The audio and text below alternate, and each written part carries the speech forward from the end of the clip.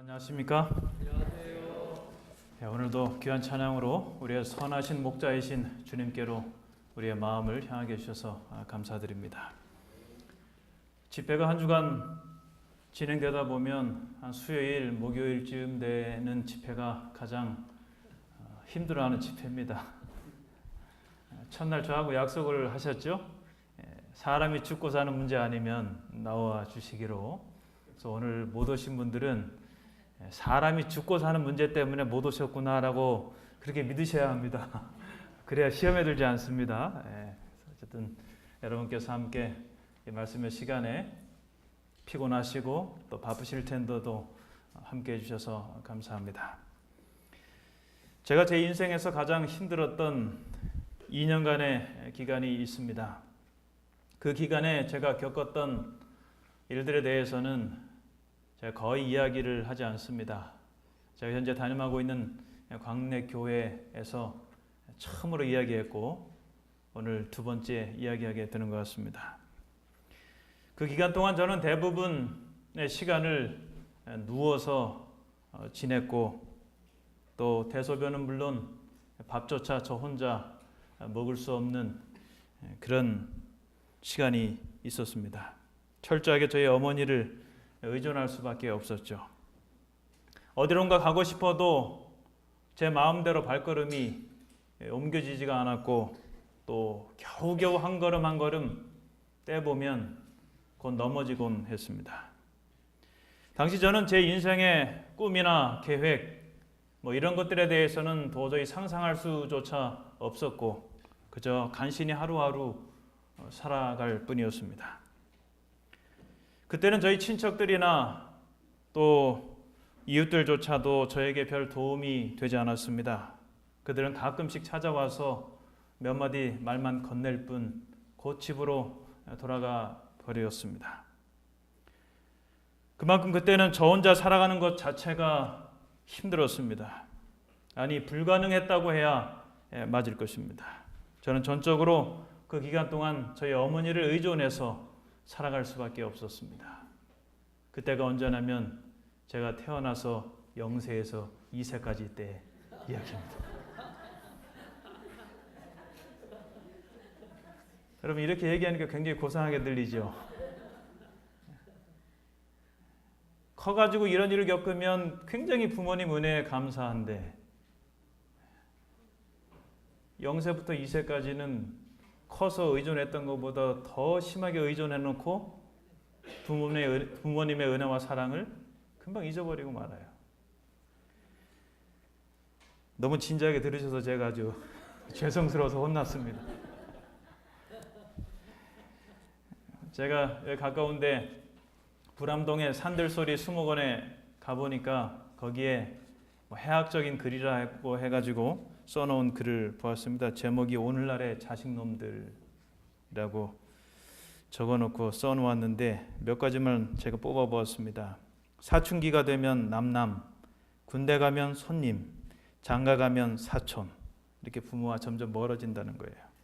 낳을 때는 일촌, 대학 가면 사촌, 제대하면 팔촌, 결혼하면 사돈의 팔촌, 애 낳으면 동포, 이민 가면 해외 동포. 장가간 아들은 희미한 옛사랑의 그림자, 며느리는 가까이 하기엔 너무 먼 당신. 잘난 아들은 나라의 아들, 돈 잘 버는 아들은 사돈의 아들, 빚진 아들은 내 아들. 노후 생활은 아들 둘 둔 엄마는 갈 데 없는 처량한 노파, 딸 둘 가진 엄마는 해외여행 전문가, 딸 하나 가진 엄마는 딸네 집 설거지꾼, 아들 하나 둔 엄마는 양로원 신세. 재산 안 주면 맞아 죽고 반만 주면 쫄려 죽고 다 주면 굶어 죽는다. 이런 글을 보게 됐습니다. 네, 여러분 자식은 부모에게 그런데 부모는 자식에게 결코 그렇지 않습니다. 여러분 올 초에 이분 보셨습니까? 신문이나 방송에서 말이에요. 전 국회의장 정의화 씨의 보좌관이었던 강상욱이라고 하는 사람이 사회적 이슈로 그의 아들 이야기가 대두가 되어서 이렇게 인터뷰를 하는 그런 내용입니다. 이분의 아들이 청와대를 폭파하겠다고 협박을 했죠. 그래서 사회적 문제로 그것이 대두가 됐고 또 수사를 했죠. 누군가 하고. 결국 이 강성욱 보좌관의 아들이었습니다. 외국에 있는 그 아들. 그가 이 인터뷰에서 그런 아들이 2년 전에 육군 현역으로 입대했지만 적응장애 때문에 적응을 하지 못하고 이제 그는 공익으로 작년 10월 말에 군복무를 겨우 마쳐야 했다고 했습니다. 그리고는 아들의 심리 상태가 좋을 때와 안 좋을 때가 차이가 심해서 이 인터뷰에서 아버지로서 부끄럽다라고 얘기를 합니다. 그리고는 갑자기 울먹이면서 소리가 커지면서 이렇게 이야기했습니다. 잠도 제대로 못 자고 먹을 것도 없어서 노숙도 했던 것 같습니다. 강제 없이 아이 스스로 귀국해 준 것에 대해서 너무 고맙습니다. 그리고는 아들아 사랑한대. 그리고 울먹였습니다. 저는 이 아버지가 아들이 그렇게 잘못했는데도 잘못 둔 아들 때문에 부끄럽다라고 사과하고 인터뷰를 하면서 마지막 말에 아들아 사랑한대. 그렇게 이야기하는 모습을 보면서 정말 가슴 뭉클했습니다. 그게 바로 부모 마음이죠. 여러분, 그 자식이 죽으면 사람이 어떻게 되는지 아십니까? 2014년 4월 16일이 무슨 날인지 아십니까? 바로 이런 사고가 있었던 날입니다. 세월호 사건. 그 세월호 사건을 통해서 아들을 잃어버린 아버지 어머니의 모습을 영상으로 보시겠습니다. 바람이 바뀌었어. 왜 말씀?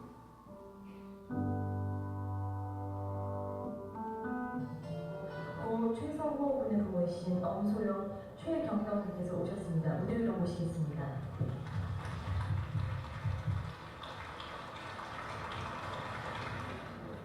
어서 오십시오. 무대로 올라서는 분들, 정말 그날 아이를 잃은 부모님들입니다. 감히 위로의 말씀을 드려야 할지 정말 모르겠습니다. 2학년 4반 최성호 아빠입니다. 엄마고요. 9반 예지 엄마 예지 아빠고요. 여러분한테 그냥 부탁 한마디만 드리고 싶어서 올라왔습니다. 옆에 계신 가족하고요. 아들하고 딸하고 아버지하고 어머니 줄 수 있는 사랑 다 주시기 바랍니다. 말할 수 있을 때 다 주시기 바라고요. 말을 하지 못하니까 너무 아픕니다. 사랑한다고 우리 아들 사랑한다고 말을 많이 했어야 했는데 못해가지고 그게 너무 아픕니다. 옆에 계신 가족들하고 아이들한테 사랑한다고 매일매일 꼭 얘기해주세요. 매일매일.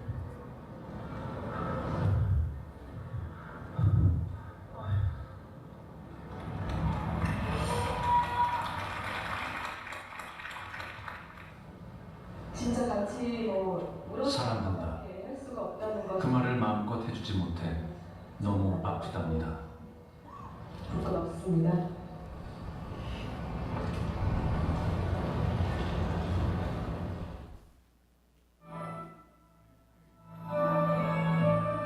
주말이면 아이들을 위한 추모제가 열립니다.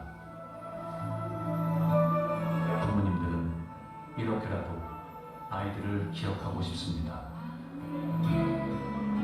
아무것도 해준 게 없어 미안한 마음에 이렇게라도 하고 싶은 겁니다. 성호 아빠가 무대에 오릅니다. 저는 4반 최성호 아빠입니다. 오늘도 아들 얘기를 합니다. 아들이 보고 싶어서 아들로 입던 옷 입고 나왔습니다. 아들 냄새가 나는 것 같아가지고 이것이 아들을 기억하는 방법입니다. 아들이 대관하는 것 같아서 아들 옷 입고 아들 바지 입고 아들 양말 신고 다닙니다. 보고 싶습니다. 한번 딱 만져보면 좋겠는데 아들이 보고 싶은데 내 새끼는 죽었고 아무도 없습니다. 너무 힘듭니다. 어떻게 살아야 될지도 모르겠고 뭘 해야 될지도 모르겠고 보고 싶은데 내 새끼가 보고 싶은데 외동아들을 잃고 어떻게 힘들지 않을까요? 다른 부모님들도 마찬가지입니다. 4월 16일 자식 잃은 부모가 500명입니다. 너무 보고 싶어서 그게 가장 힘듭니다.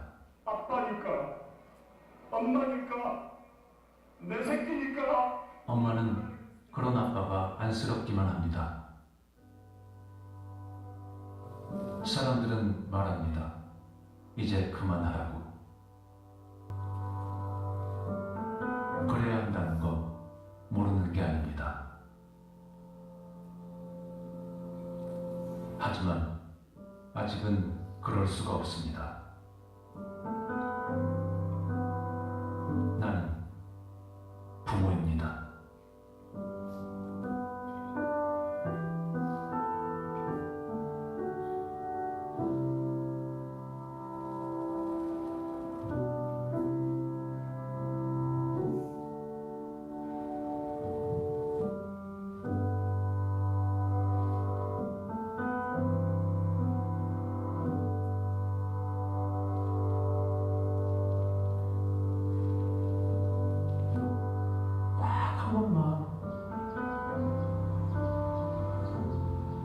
망하고 싶어. 이 못난 아빠가 뭔 얘기를 할지 진짜 많이 사랑했다는 거. 진짜 보고 싶어. 살려주고 싶어. 살아간다고 해주고 싶어. 예, 이것이 이 땅의 부모의 사랑의 모습입니다. 이 땅의 부모 마음도 그럴진데 그보다 더 큰 사랑으로 우리를 사랑하시는 하나님의 마음, 하나님의 사랑은 어떨까요? 엘렌 화이트는 이렇게 이야기합니다. 부모들은 저희 자녀를 사랑한다. 그러나 하나님의 사랑은 사람의 사랑보다 더 크고 더 넓고 더 깊다. 그 사랑은 측량할 수 없다. 또 이렇게 말합니다. 인간의 마음의 통로를 통하여 여러 세대를 거쳐 내려온 아버지의 모든 사랑, 사람들의 심령 속에 열려진 긍휼의 모든 샘들은 하나님의 무한하고 다함이 없는 사랑과 비교해 볼 때 끝없는 대양에 대한 작은 실개천에 불과하다. 그것은 혀로도 말할 수 없고 붓으로도 묘사할 수 없다.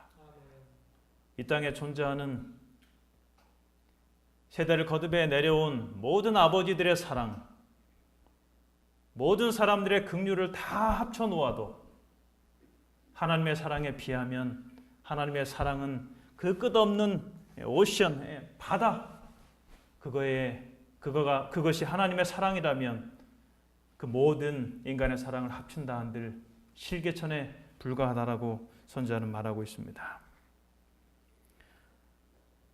여러분, 사도 요한은 하나님의 사랑을 이렇게 묘사합니다. 사랑하지 아니하는 자는 하나님을 알지 못하나니 이는 하나님은 사랑이심이라. 하나님은 사랑이시라고 하는 말은 하나님의 본성이 사랑이시라는 말입니다. 하나님의 본성이 사랑이시라는 말은 우리처럼 노력해서 사랑하는 분이 아니라 또 때와 상황에 따라 사랑이 늘거나 줄어드는 분이 아니라는 말입니다. 또한 대상에 따라 누구는 더 사랑하고 누구는 덜 사랑하고 또 누구는 사랑하고 누구는 미워하고 사람을 가려서 사랑하고 그렇지 않으신다는 말입니다. 또한 어떤 일에 따라 잘했다고 더 사랑하고 못했다고 덜 사랑하는 그러한 분이 아니시라는 말입니다. 그분의 본성이 사랑이시기 때문에 그렇다는 것입니다. 하나님의 사랑은 누군가의 말처럼 100대 0의 사랑입니다. 인간의 사랑은 조건이 맞아 사랑해요. 50대 50. 그러나 하나님의 사랑은 100대 0으로 그렇게 사랑하십니다.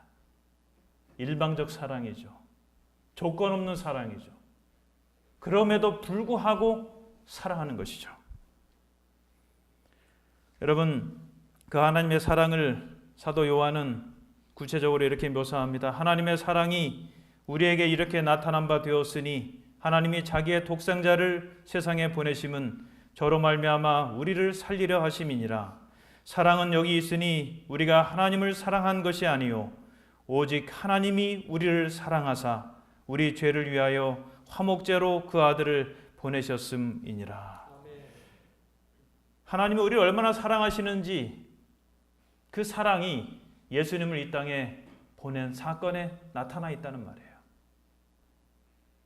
예수님이 우리를 얼마나 사랑하시는지 예수님께서 십자가에 돌아가신 그것을 통해 나타났다는 말입니다.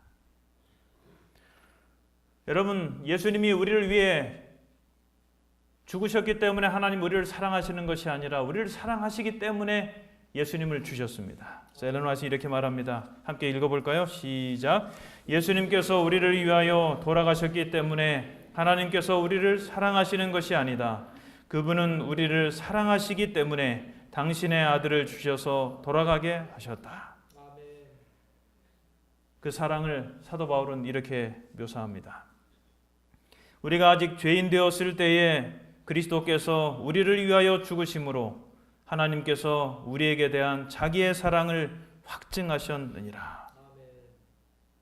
예수님의 십자가 사건은 하나님의 사랑이 단순히 나타난 사건이 아니라 확실하게 증명된 그런 사건입니다.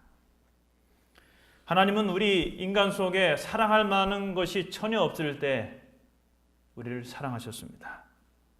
우리가 죄인 되었을 때에 그분께 등을 돌리고 그분의 말씀을 불신하고 그분으로부터 멀리 떠나갔을 때에 또 죄값으로 죽을 운명이 되었을 때에 바로 그때 하나님은 우리를 사랑하셨습니다. 십자가는 죄로 인해 죽을 인간을 사랑으로 다시 살린 사건입니다. 객관적인 시각에서 보면 사람을 다시 살릴 이유가 없습니다.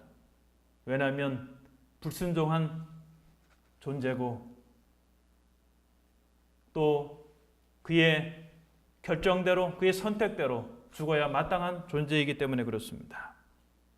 그러나 하나님은 그래도 사랑하니까 예수님을 보내셨고 사랑하니까 예수님은 십자가에 죽으셨습니다.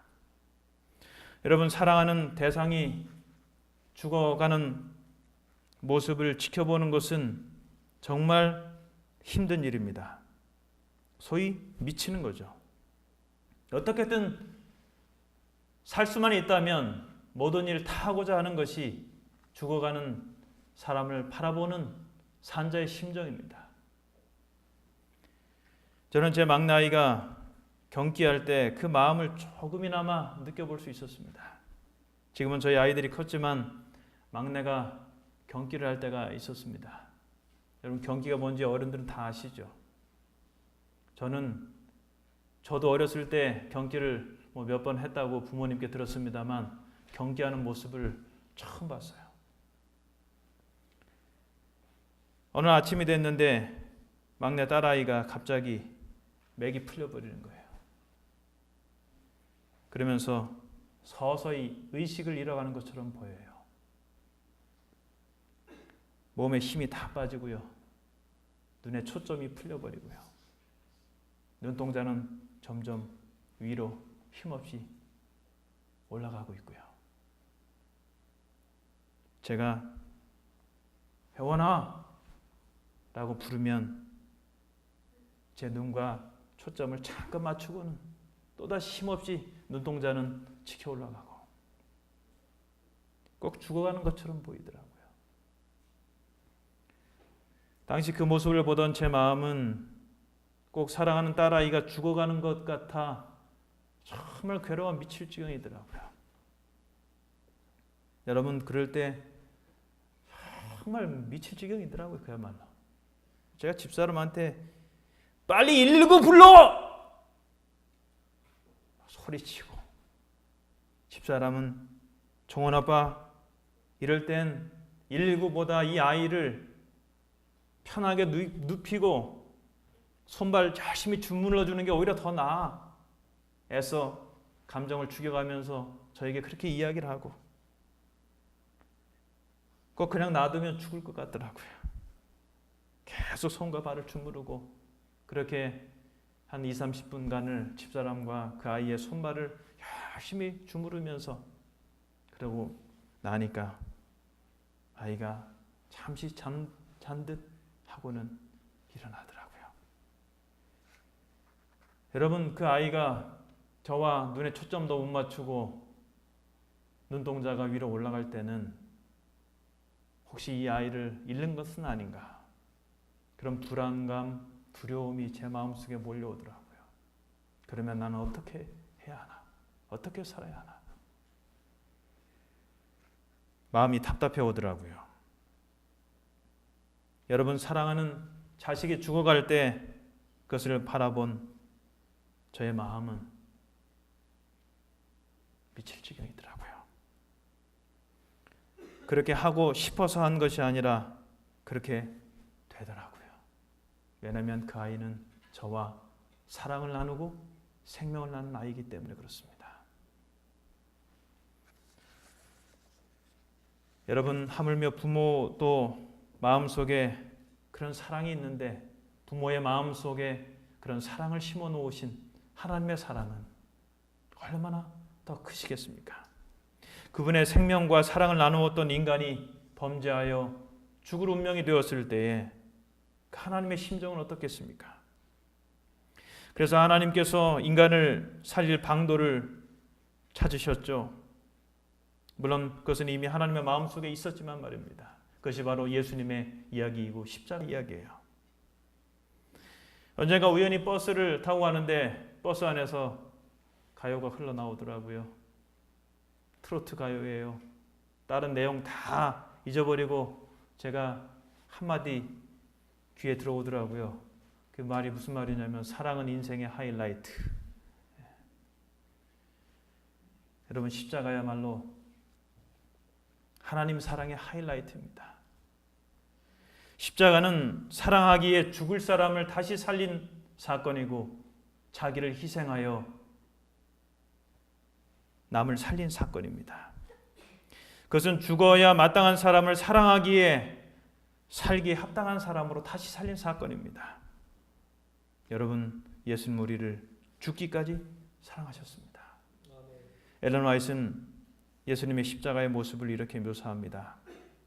흠없는 하나님의 아들이 십자가에 달리셨으며 그분의 살은 채찍에 맞아 찢어졌고 그처럼 자주 축복하시기 위하여 펴시던 그분의 손은 나무 막대기에 못 박히셨다.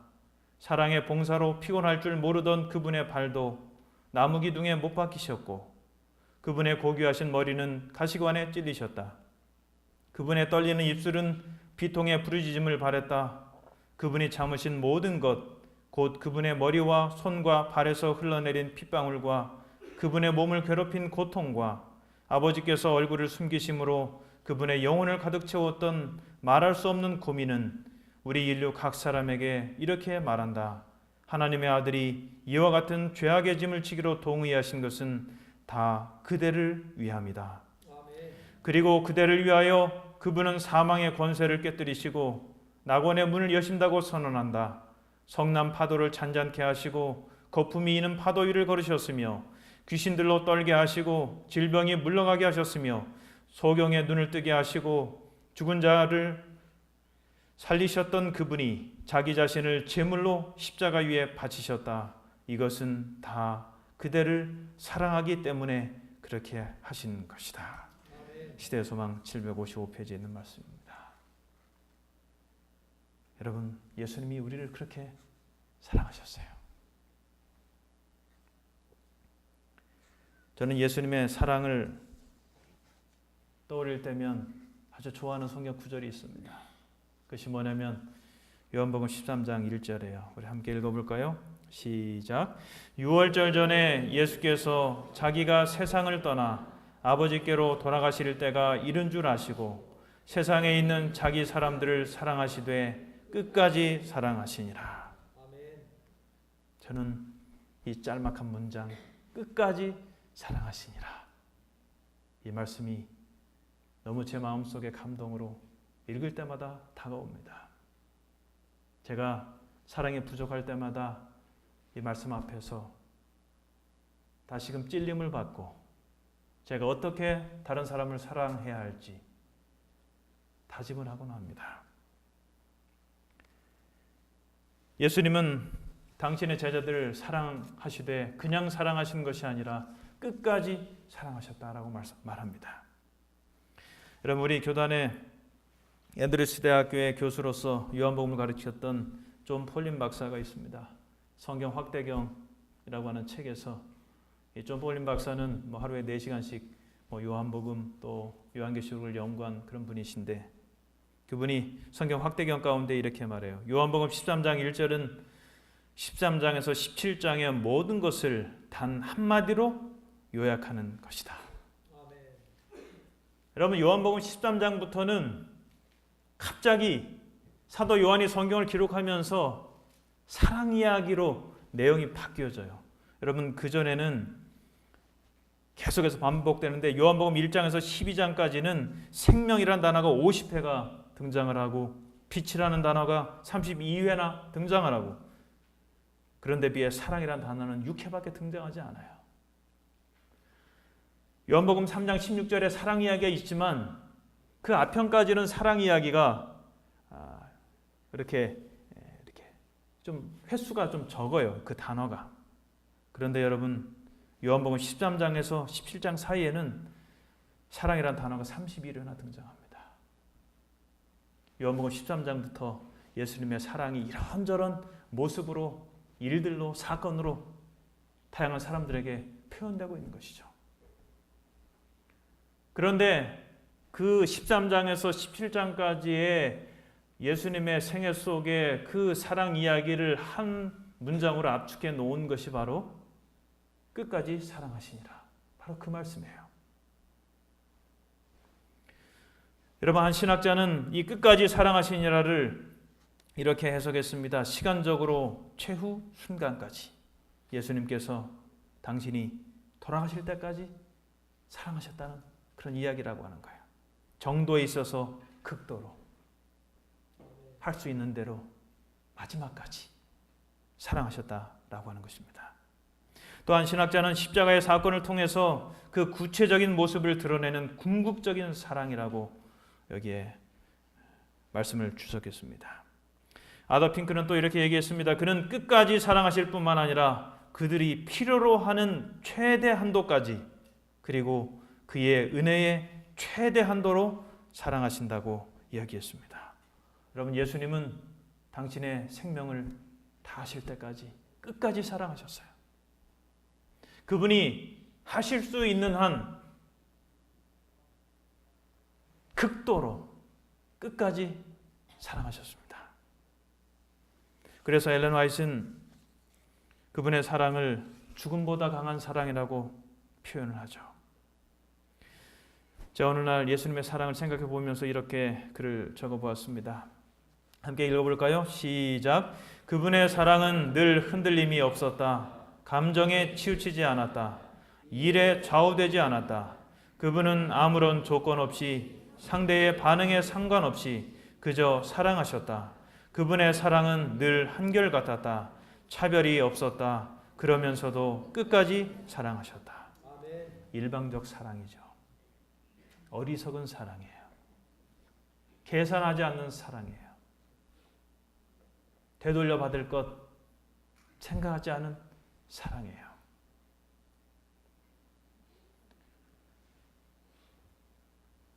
어떤 분은 여기에 끝까지 사랑하셨다라고 했을 때의 끝까지의 의미를 철학적 의미 그런 식으로 이렇게 얘기한 분도 있습니다. 인간성의 끝까지 사랑하셨다.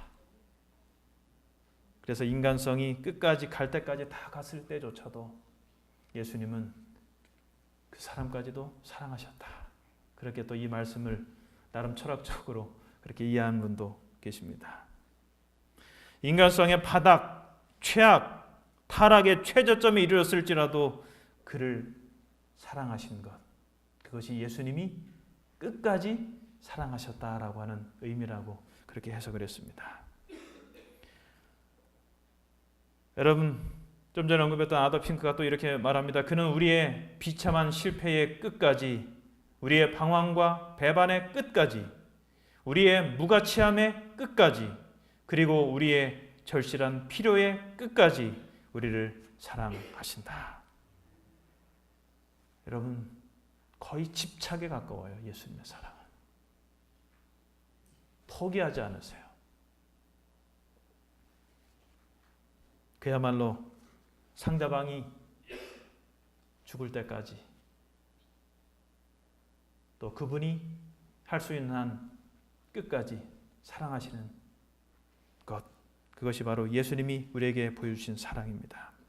성명이 시인은 하나님의 사랑을 이렇게 표현했습니다. 하나님의 사랑을 내가 잊었더니라고 하는 제목의 시 가운데, 하나님의 사랑을 내가 잊었더니 하나님이 나를 사랑하시고 다시 사랑하시네. 하나님의 사랑에서 내가 떠나 있을 때 하나님의 사랑이 나를 붙잡으시며 나를 더욱 사랑하시네. 나는 그 사랑을 잊어버려도 그는 나를 잊지 않으시고, 나는 그 사랑을 떠나도 그 사랑은 나를 변함없이 잡으시네. 이것이 바로 예수님의 사랑이고 끝까지 사랑입니다. 그분은 우리가 그분의 사랑을 잊고 있어도 여전히 사랑하시고 다시 사랑하시는 분이시고, 우리가 그 사랑을 떠나 있어도 변함없이 끝까지 사랑하시는 분이십니다. 여러분, 우리의 몸이 병들었어도, 우리의 믿음이 병들었어도 예수님은 우리에게 말씀하십니다. 그래도 나는 너를 사랑한다. 우리의 많은 결점과 부족, 반복되는 실패에도 불구하고 예수님은 여전히 우리에게 말씀하십니다. 그래도 나는 너를 사랑한다. 여러분, 때로 우리 그럴 때 있지 않습니까? 삶에서 도무지 이해할 수 없는 일을 당할 때, 그렇게 기도도 많이 하고 하나님의 말씀대로 살려고 그렇게 애를 썼는데도 계속해서 어려움이 우리 자신에게 다가올 때, 연이어서 계속해서 일들이 안 풀리고 점점 더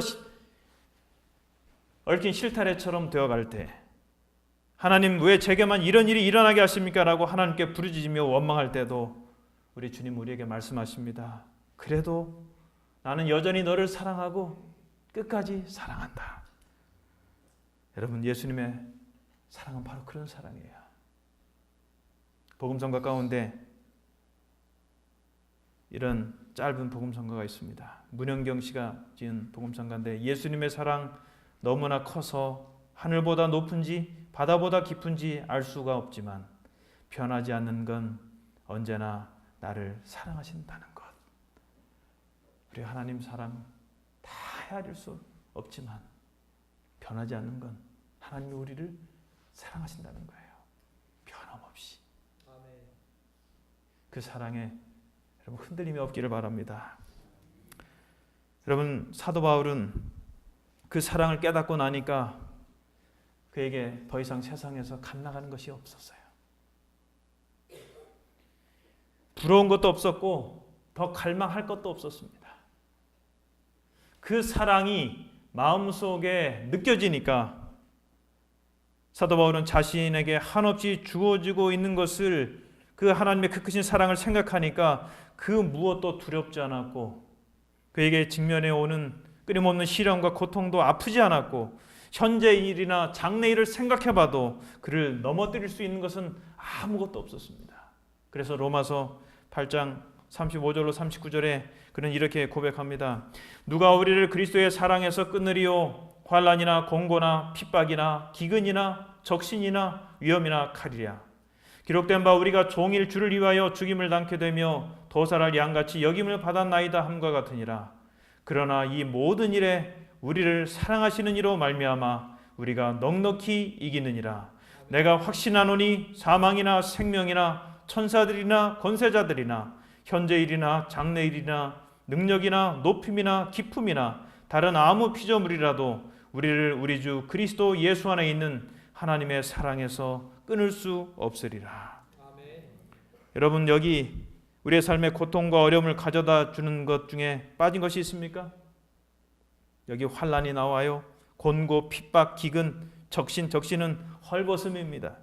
위험, 칼, 죽음, 우리의 삶에 가장 두렵고 떨리는 것 아닙니까?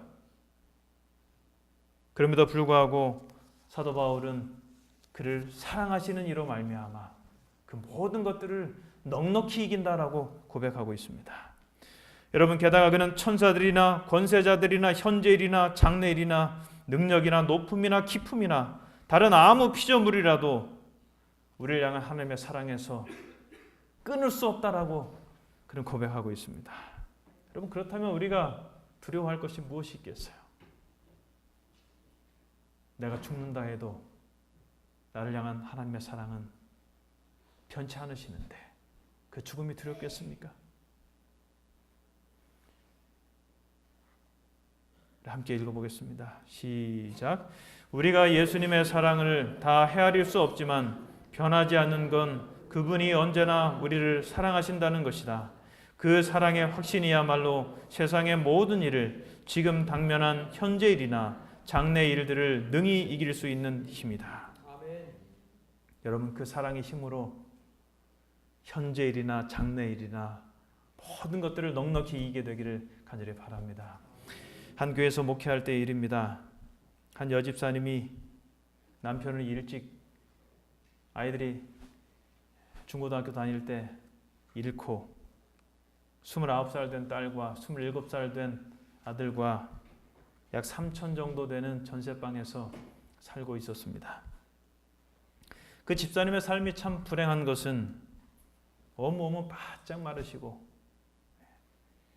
나이는 들어가시는데 두 자녀가 어머니의 삶에 전혀 도움이 되지 않는다는 거예요. 큰딸은 아들이 있는데 위에 딸은 오래전부터 우울증을 앓느라 늘 자기 방에서 하루 종일 전전긍긍하는 거예요. 저희들이 방문을 가도 딸은 얼굴을 잘 보이지 않아요. 너무 우울증이 깊어서.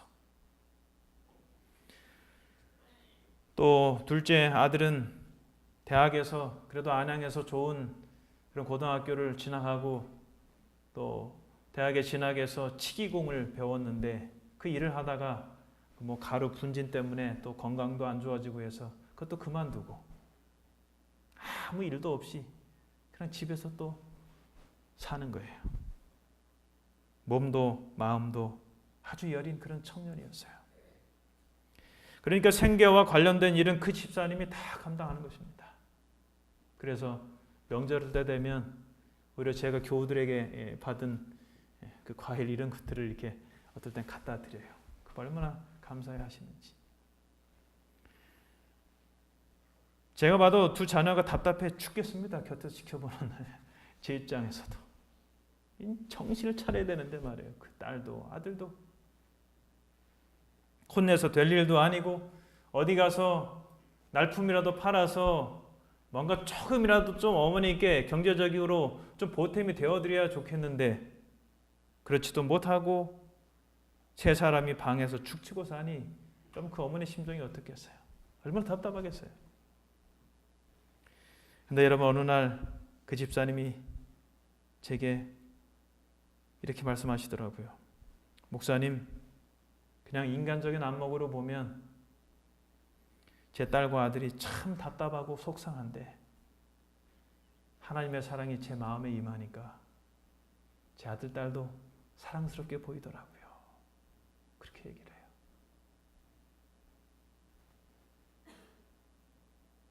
여러분, 함께 읽어보겠습니다. 시작. 하나님의 사랑이 마음에 임하면 사랑스럽지 않은 사람도 사랑스럽게 보인다. 아멘. 여러분, 혹 주변에 사랑스럽지 않은 분이 계십니까? 그렇다면 그 사람을 사랑하려고 노력하기 이전에 마음속에 하나님의 사랑이 임하도록 하나님을 향하여 마음을 여십시오. 함께 또 읽어보겠습니다. 시작. 사랑은 하는 것이 아니라 되는 것이다. 사랑은 내 속에서 만들어서 하는 것이 아니라 내 속에 임한 하나님의 사랑을 나누는 것이다. 몇 년 전 많은 사람들의 마음을 울렸던 방송 프로그램이 하나 있습니다. 다큐멘터리 사랑이라고 하는 그런 프로그램이었는데 저는 그 프로그램 중에 그 안녕 아빠라고 하는 제목의 그 이야기를 이준호 씨 41살 된 이준호 씨 이야기를 아주 감명 깊게 보았습니다. 물론 제가 프로그램을 통해서 본 것이 아니라 그 이후에 아주 짧게 압축된 4분 정도의 동영상을 보게 됐습니다. 그 이준호 씨는 41세의 대장암 말기 판정을 받은 사람이었는데 그가 죽기 1년 전부터 촬영하면서 가족 간에 나누었던 사랑 이야기를 다루고 있는 그러한 다큐멘터리였습니다. 저는 4분간의 영상만 보아도 정말 깊은 감동이 되었어요. 어느새 영상을 보고 난 다음에 제 눈에서도 눈물이 흐르고 있더라고요. 당시 이준호 씨는 온몸에 암이 퍼져서 하루에도 수십 번씩 심각한 통증이 몰려왔습니다. 그래서 하루 1000mg의 몰핀 투여로도 그 준호 씨의 고통을 막을 수가 없었습니다. 때때로 환각 증세도 보이고 환청 증세도 나타나고 심지어는 그의 아내 은희 씨조차 몰라보기도 했습니다. 그러면서 점점 병이 심해가면서 의식을 잃어갔습니다. 그래도 그 준호 씨가 가장 눈빛이 빛날 때는 바로 그의 아이들을 만날 때였어요. 휠체어에 앉은 아빠 이준호 씨 앞에서 아이들이 노래해요. 아빠 힘내세요. 우리가 있잖아요. 그 노래를 부르는 거예요. 여러분 노래가 끝나자 이준호 씨가 어눌한 말투로 아이들에게 이렇게 얘기합니다. 아빠도 사랑해. 그리고 또 이렇게 말합니다. 아빠는 너무너무 미안해. 맨날 아빠가 아파서 우리 규빈이랑 영훈이랑 같이 있어주지 못해서. 그러면서 아이들을 포옹하고 웁니다. 또 딸을 보며 이야기합니다. 고마워. 사랑해. 예뻐. 공주님. 또 아들에게 뽀뽀를 해주며 사랑해. 그렇게 이야기를 합니다. 이제 11월에 임종 징후가 나타나기 시작합니다. 호흡이 가빠지고 숨이 헐떡이기 시작했습니다. 어느새 시동생이 곧 오빠가 죽을 것 같아서 아이들을 학교로부터 데려왔습니다. 아이들이 호흡이 가빠진 아빠를 보자 엄마가 가르쳐주는 대로 울면서 아빠에게 말합니다. 아빠 고맙습니다. 아빠 사랑해요. 그리고 아이들이 울며 아빠의 손을 잡고 뽀뽀를 하고 슬픔을 억누르지 못합니다. 그런데 여러분 아빠는 아무 인기척이 없어요. 나라에 시연하는 아나운서가 아무 인기척이 없는 준호 씨를 보면서 이런 멘트를 합니다. 준호 씨는 알까? 그랬더니 아무런 대답 없는 그 아빠의 눈에서 조용히 눈물방울이 주르륵 흘러내리더라고요. 저는 그 짤막한 4분 정도의 영상을 보면서 얼마나 감동이 되었던지 암과 투명하면서도 아이들에게 끝까지 사랑을 표현하고자 애쓰는 아빠의 모습이 안쓰럽기도 하고 대단하기도 하고 내가 저런 입장에 처한다면 나는 어떻게 할 수 있을까? 그런 생각도 해보게 되고 또 삶의 마지막까지도 사랑하는 아내와 또 사랑하는 그런 아들, 딸에게 사랑의 마음을 표현하기 위해 고민했을 그 아빠의 심정을 생각해 보면서 마음속에 많은 울림이 되었습니다. 그리고 저는 그의 모습 속에서 예수님의 십자가 사랑의 그림자를 보았습니다. 삶이 다하는 마지막 순간까지 사랑하는 모습 그리고 자식들에게 어떻게 해서든 자기가 가진 사랑을 표현하라고 호소하라고 애쓰는 그 아빠의 모습에서 저는 예수님의 십자가의 그림자를 보았어요. 예수님은 십자가에서 그분이 우리에게 표현할 수 있는 최고의 표현으로 그렇게 사랑을 표현하시고 그렇게 돌아가신 것입니다. 여러분 오늘 우리 각자에게 하늘로부터 들려오는 음성은 바로 이것입니다. 나는 너를 사랑한다. 하나님 우리를 사랑하세요. 하나님은 하늘 영광 보좌를 버리고 이 땅에 오신 분입니다. 오늘 나를 위해 죽으실 만큼, 오늘 나를 위해 온갖 수치와 모욕, 조롱 다 당하실 만큼, 오늘 나 때문에 그가 당할 수 있는 가장 밑바닥까지 내려가시고 그의 삶뿐만 아니라 죽음을 통해서까지도 끝까지 사랑하신 그분, 오늘 그분이 오늘 이 저녁 우리에게 또다시 말씀하십니다. 나는 너를 사랑한다. 다 함께 눈을 감으시겠습니다.